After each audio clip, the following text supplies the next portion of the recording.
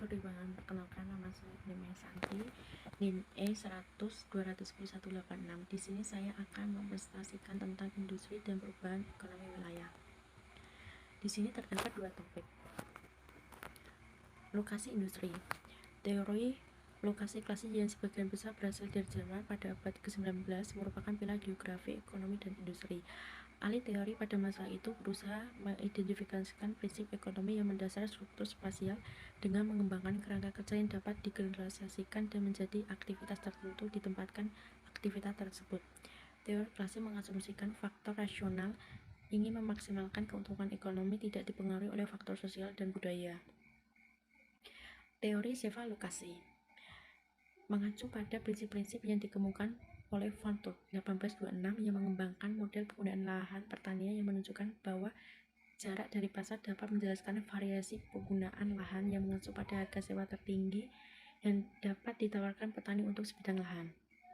Di sini terdapat gambar kurva Birret pertanian. Kurva Birret harga penawar dan harga sewa menggambarkan bagaimana jarak dari pasar menentukan jenis dan intensitas tanaman yang ditanam pada sebidang lahan tertentu. Teori lokasi industri klasik Albert Weber 1929 dikenal dalam Geografi Ekonomi dan Industri sebagai bapak teori lokasi industri klasik karena modelnya bertujuan mengidentifikasi lokasi termurah untuk produksi. Model lokasi industri Weber mengandaikan bahwa pabrik manufaktur berada di suatu tempat antara lokasi bahan baku pasar dengan memperhitungkan upah dan biaya transportasi bahan mentah ke pabrik dan biaya transportasi produk jadi ke pasar. Model tersebut mengasumsikan bahwa bahan baku yang dibutuhkan untuk produksi industri hanya tersedia di lokasi tertentu. Asumsi Weber paling bermasalah adalah bahwa permintaan tetap konstan, tenaga kerja dianggap tidak bergerak.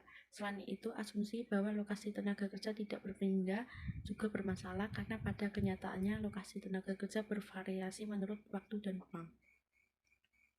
Teori lokasi di bawah paradigma neoklasik telah dihidupkan kembali oleh ahli teori perdagangan internasional Paul Krugman yang memenangkan hadiah Nobel 2008. Memperkenalkan kembali ruang ke dalam teori ekonomi arus utama dengan menggabungkan teori perdagangan dan lokasi. Revolusi industri dan perubahan ekonomi dunia terdapat dua ciri, yaitu adanya peningkatan produktivitas yang sangat besar dan menurunkan biaya transportasi yang luar biasa. Dua, transformasi dari masyarakat pertanian dan perdesaan menjadi masyarakat industri dan perkotaan. Revolusi industri menyebabkan ketimpangan spasial menjadi semakin nyata, tidak hanya ketimpangan antar negara tetapi juga ketimpangan di negara sendiri. Peningkatan produktivitas dan penurunan biaya transportasi. Revolusi industri dimulai di Inggris selama paruh kedua abad ke-18, kemudian menyebar ke seluruh penjuru Eropa dan Amerika Utara. Sejak saat itu terjadi peningkatan produktivitas yang sangat tinggi dan akumulasinya menghasilkan efek pengganda yang besar. Ekonomi pertanian berubah menjadi industri dan kemudian abad ke-20 sektor jasa menjadi sektor ekonomi utama dunia. Ciri paling khas revolusi industri adalah peningkatan produktivitas yang cukup besar. Diperkirakan secara kasar bahwa keseluruhan perekonomian dunia dari tahun 1000 hingga 17.000 pada keseluruhan periode kemajuan perekonomian dunia paling banyak hanya meningkat 2 kali lipat. Sementara pada tahun 17.000 hingga 1990 produktivitas rata-rata di negara maju meningkat 40 hingga 45 kali lipat dan kekayaan individu.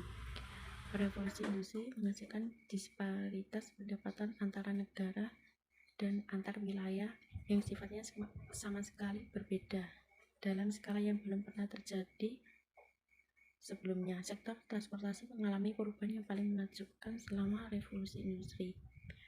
Perbedaan besar perekonomian antar negara mulai muncul ketika semua biaya terkait jarak mengalami penurunan drastis. Belum pernah terjadi sebelumnya dalam sejarah. Antara tahun 18.000 hingga 1910, penurunan harga rata-rata angkutan turun dari 10 menjadi 100. Sekian dan terima kasih. Wassalamualaikum warahmatullahi wabarakatuh.